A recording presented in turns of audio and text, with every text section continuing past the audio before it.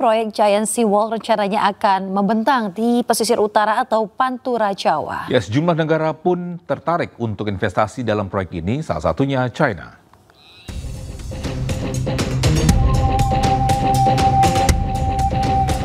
Kondisi utara Jakarta yang terus terkena abrasi setiap tahunnya membuat pemerintah berbenah. Membangun proyek tanggul laut raksasa atau Giant Seawall pun segera dibangun. Dana yang dibutuhkan untuk membangun proyek ini diperkirakan mencapai 80 miliar dolar atau setara 1.000,3 triliun rupiah. Menko Bidang Infrastruktur dan Pembangunan Kewilayahan Agus Harimurti Yudhoyono memimpin tim Satuan Tugas Pembangunan Giant Seawall di sepanjang jalur Pantura. Tadi Bapak Presiden juga kembali menekankan pentingnya kita menyempurnakan konsep besar untuk membangun Giant Seawall. Jadi untuk melindungi masyarakat, puluhan juta masyarakat yang ada di Pantura, sekaligus bukan hanya keberlangsungan hidup tetapi juga banyak sekali pusat industri termasuk kawasan ekonomi khusus yang berada di jalur Pantura.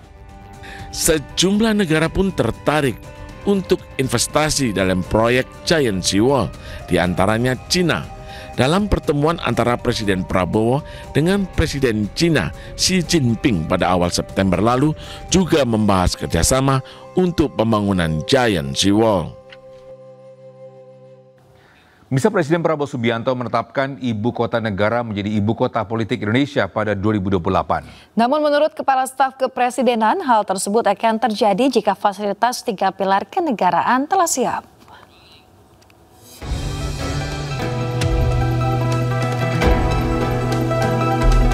Setelah sempat menjadi tanda tanya, nasib ibu kota negara atau IKN akhirnya terungkap.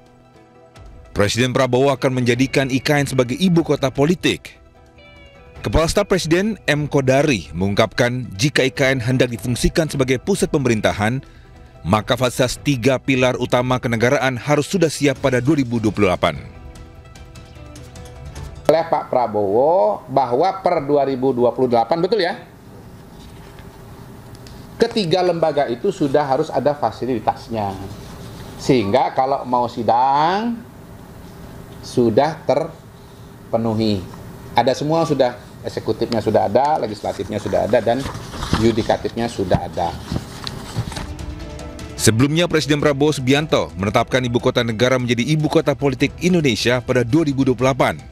Hal ini tertuang dalam Peraturan Presiden Nomor 79 Tahun 2025 tentang pemuktahiran Rencana Kerja Pemerintah tahun 2025. Tim Liputan iNews melaporkan. Nah, ini ada informasi yang menarik ya, Togi ya. Ini siapa? Yasmin ya. Dan juga Togi tentunya. Iya, benar. Siapa yang mau nikah saat ini pemirsa harus hafal tepuk sakinah jika ingin lancar di KUA. Ya, karena petugas ini akan ajak calon pengantin melakukan yel-yel tepuk sakinah. Udah tahu belum Yasmin? Janji tuh. Kita lihat aja informasinya.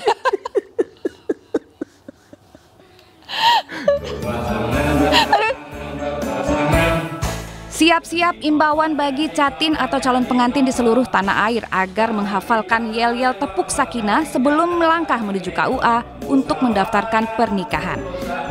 Sakinah, berpasangan, berpasangan, berpasangan, janji kokoh, janji kokoh, janji kokoh, saling cinta, saling hormat, saling jaga, saling ridho, musyawarah untuk sakinah.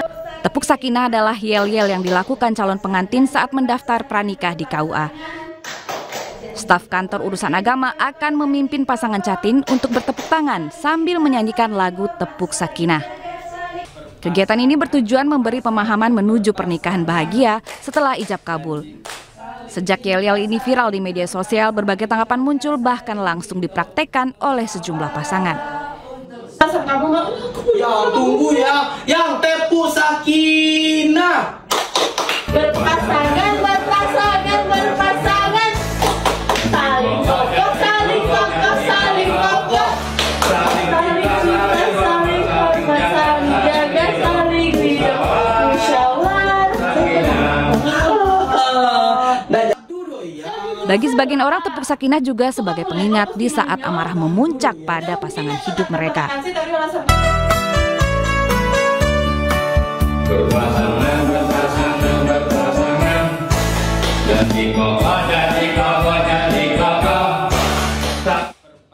Tidak hanya sekedar yel-yel yang menjadi tren di media sosial, tepuk sakinah adalah metode edukatif yang seru dan ringan berisi nilai-nilai keluarga harmonis. Tim Liputan iNews melaporkan.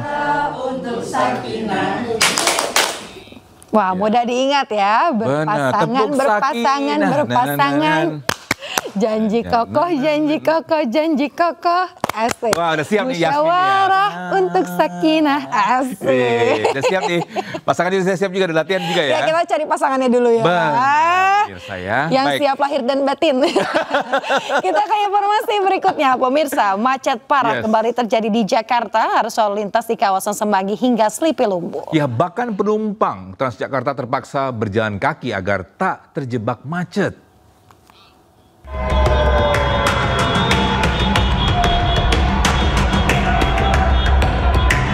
Kemacetan parah terjadi di sejumlah titik di Jalan Protokol Jakarta pada Rabu malam, salah satunya di perempatan Tanah Abang, Jakarta Pusat. Bahkan karena diduga kelelahan, seorang pemotor sampai pingsan di lokasi. Pemotor lain pun bahu-membahu membantu korban. Sementara itu di kawasan halte Petamburan Selipi, Jakarta Barat, warga mengeluhkan kemacetan hingga 1,5 jam. Akibat macet, banyak penumpang Transjakarta yang memilih turun dari bus dan berjalan kaki. Kemacetan juga meluas hingga ke kawasan Tanjung Duren, Petamburan, Jakarta Barat. Kondisi arus lalu lintas di lampu merah Tomang juga tak kalah macet. Warga mengeluh kemacetan terjadi sejak pukul 5 sore. Sementara itu di kawasan Semanggi, warga mengeluhkan kemacetan hingga 3 jam di Jalan Semanggi menuju Selipi. Kemacetan terjadi imbas penutupan sejumlah gerbang tol yang telah diperbaiki pasca aksi akhir Agustus 2025 lalu. Tim Liputan iNews melaporkan.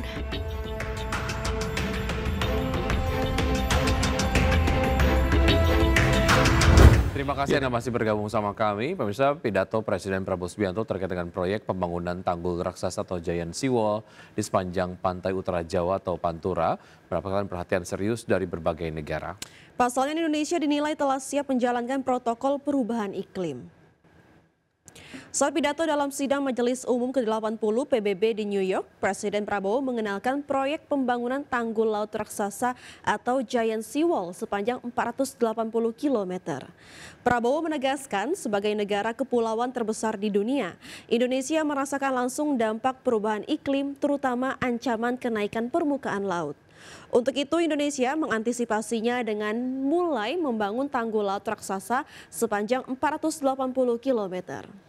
Menko Bidang Infrastruktur dan Pembangunan Kewilayahan Agus Harimurti Yudhoyono menyebut pembangunan Giant Seawall di pesisir Pantura memiliki urgensi, di mana jutaan masyarakat yang tinggal dan menggantungkan hidup di sekitar Pantura kini dibayang-bayangi ancaman bencana akibat meningkatnya perubahan iklim dunia.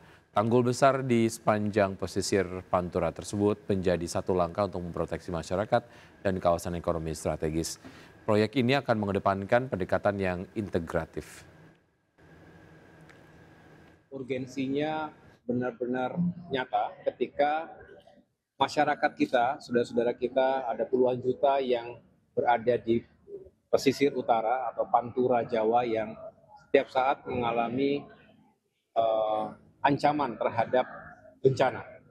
Apakah akibat permukaan tanah yang terus menurun, land subsidence, maupun banjir rob akibat permukaan air laut yang bertambah tinggi.